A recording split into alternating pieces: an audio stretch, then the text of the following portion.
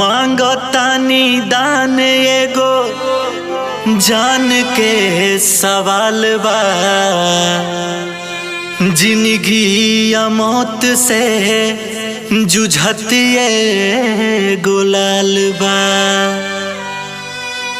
बांटने के काम एह में देर न लगाई जा, मिलके सभे बबुआ के जिंदगी बचाई जा।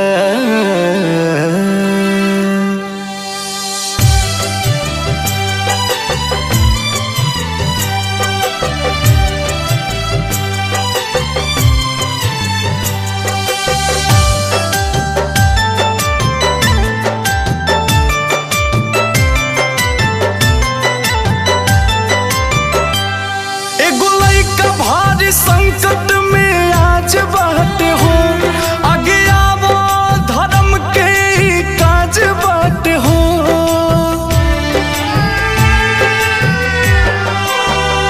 एगो लइका भारी संकट में आज बात हो, आगे आवो धर्म के काज बात हो।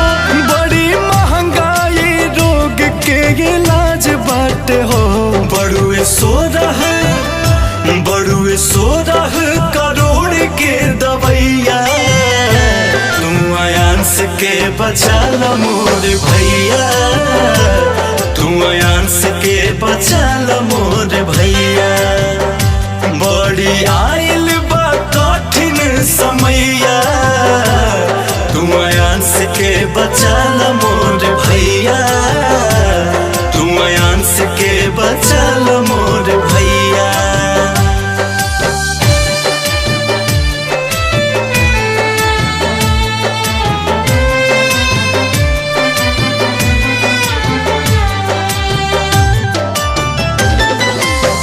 छोटे गो परान बाटे कैसन लाचारी हो, धरना दुश्मनों के ऐसन बीमारी हो।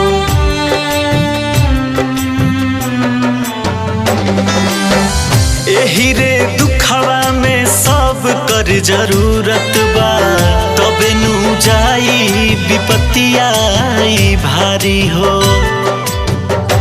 अब तो दूजा कोनो लौके ना उपैया, तू आयांस के बचा ल मोर भैया, तू आयांस के बचा ल मोर भैया। बाटे 16 करोड़ के दवैया, तू आयांस के बचा ल मोर भैया, तू आयांस के बचा ल मोर भैया।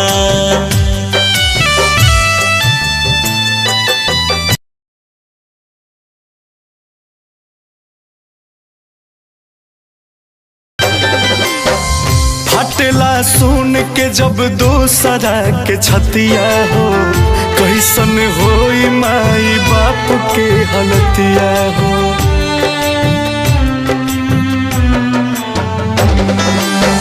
सबसे निहोरा बाबानी जा सहारा जी, दसुन हुजूरा तानी मानिली न बतिया हो।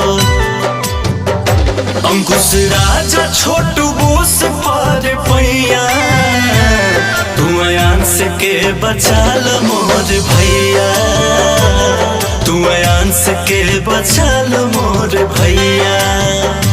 बाटे 16 करोड़ के दवैया, तू आयांस के बचा ल मोर भैया, तू आयांस के बचा ल मोर भैया।